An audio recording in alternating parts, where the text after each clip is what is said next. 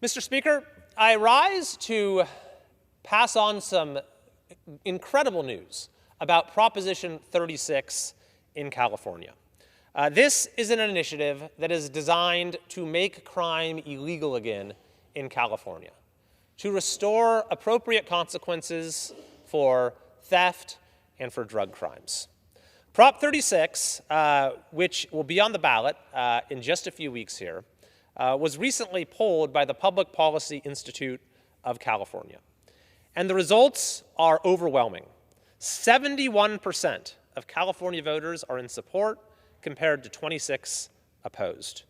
You have 85% of Republicans in support with just 11% opposed, 73% of independents in support with just 24% opposed, and 63% of Democrat voters in support with only 33% opposed. About 2/3 of even Democrat voters in support of this initiative to make crime illegal again in California. You know, seeing those numbers, you understand why the governor of California, Gavin Newsom, fought tooth and nail to keep this from even being on the ballot.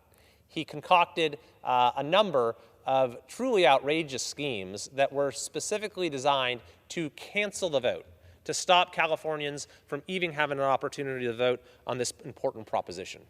Fortunately, those efforts failed, and a vote will be held very soon. When the governor was told about these numbers at a press conference yesterday, he said, and I quote, "I was wondering what state I'm living in." I was wondering what state I'm living in, Newsom said, when informed that Californians overwhelmingly favor restoring consequences for criminal activity. Well, maybe I'll enlighten him about the state he is living in. The state he is living in is one where crime has simply spun out of control and where people are seeing the consequences of that in their daily lives.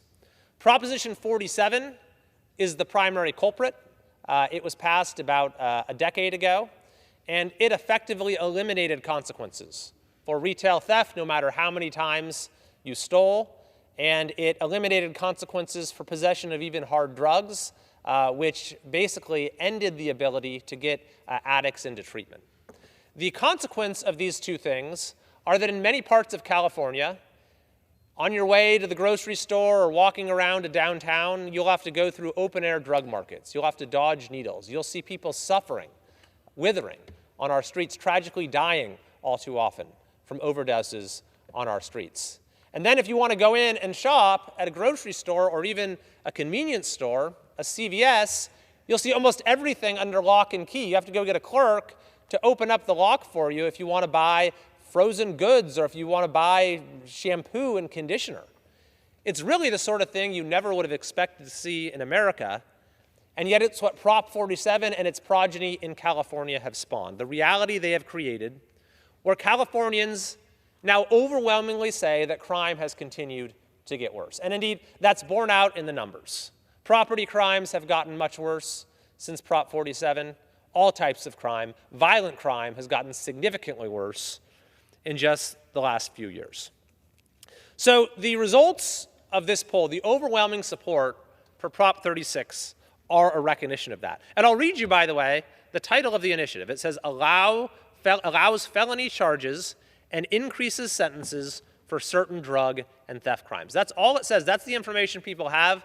And the overwhelming majority of California voters, Democrats, Republicans, independents, liberals, moderates, conservatives, folks of all economic and racial backgrounds from all parts of the state, across every group, people say overwhelmingly, yes, that is something we need. And yet somehow the governor still lectured Californians yesterday about how they're wrong. I believe that once this measure passes, and there can be no doubt that it is going to pass, it is going to be a new day for California. We're going to restore common sense policies when it comes to public safety. We're going to provide law enforcement with new tools to keep our communities safe. We're going to go a long way towards reversing the homelessness crisis in California.